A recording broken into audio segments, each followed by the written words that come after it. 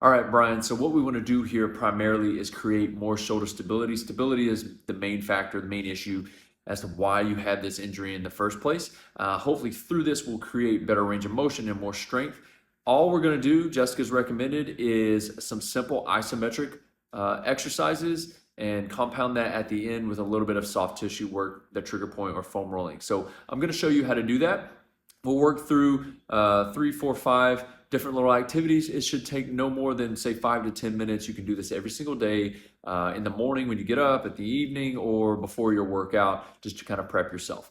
Let us know how it goes. We'll continue to progress as you feel more comfortable as we see progression is needed. The first thing I'm going to have you do, Brian, is lay down on your side. You can prop your head up with, say, a yoga block or a pillow. Make sure we're getting right on top of that shoulder. This is our non-affected shoulder. And we're going to tuck our knees up nice and high. Big breath in through the ribs. Exhale, roll back. We're just trying to put that shoulder on the floor, open up with our thoracic spine.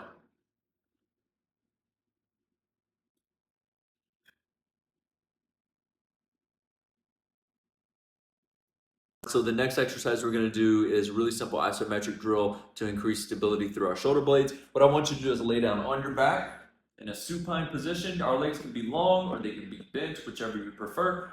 Arms are up here as high as you can get them, close to 90 degrees. And our fists facing the ceiling. We're going to take a big breath in. As we exhale, we're going to drive the back of our arms into the floor.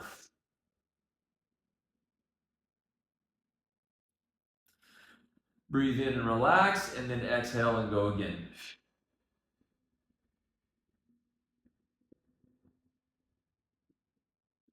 That exhale should last me on a 4 or 5 count. We're going to do 10 reps here.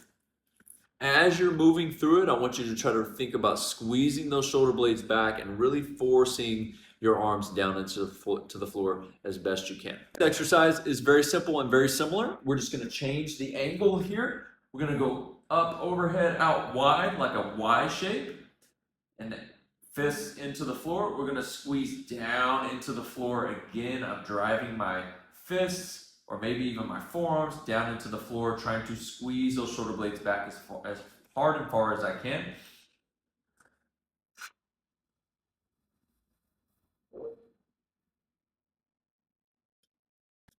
I do want to show you a bit of a modification. If you have some yoga blocks, these are some thin yoga blocks that we can use for that. So I'll put them here. Sort of same thing. I'm going to angle them. So now my elbows or my forearms, my arms are a little bit more elevated. If I had issues getting down to the floor on that previous one, I can elevate the arms and we're going to do the same thing. We're going to drive the arms back into the floor, into the yoga blocks, squeezing those shoulder blades together. Okay, next up is really simple. We're going to do scapular push-ups. Maybe you've seen these or done these before in the past. I'm going to have you do these push-ups on your knees, okay? We're not trying to impress anybody here. What we're trying to do is create stability in our body, and doing them on our knees is going to be the best way to fit that in. So we do want to make sure that our hips aren't bent, but we're nice and level here. Hips are sort of dropped. We're just going to let the shoulder blades drop. Notice how locked out my elbows are. And then push away into the floor. Let them sink back. And then push away. I would recommend, if this is a struggle or if you notice, try not to let the head duck down like this, right? We don't want this. We want to have a nice strong posture with the head up and the neck as flat as possible. We're going to do 10 of these, nice and easy. Slow it down.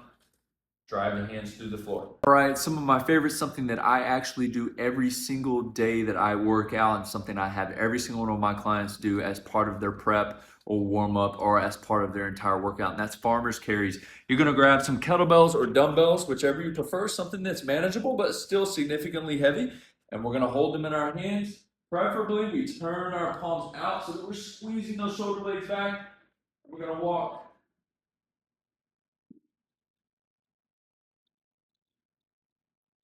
Turn and come back. Now, we can walk for say 30 seconds, 45 seconds, whatever you prefer. What I don't want you to do is this right here. We're not trying to stick our chest out. We want to stay nice and compact into our core. We want to pull the shoulder blades back. Again, everything is about shoulder stability right now. Okay? And hold just like that. Again, just like everything, do 2 to 3 sets. We'll do this one for 30 to 45 seconds. Now we're just going to finish up with a little bit of trigger point or soft tissue work. I have this grid roller here. You can use any one that you want. If you have a longer foam roller, whatever, it really doesn't matter. Is lay down on your stomach. You're going to put this right at the shoulder joint, right on the pec. So we're going to go right on the pec muscle here. And I'm just going to apply pressure, letting my body weight shift down into the foam roller. And I'm just moving the shoulder, okay? I don't have to move around and wiggle around like this, like I'm rolling out pizza dough. It's all about just applying pressure and getting the joint to move. Now, really what we want to do is apply pressure right there on the inside of the pec, right on the outside here of the armpit. Once we've done that, say 30 seconds, you can do both sides, 30 seconds.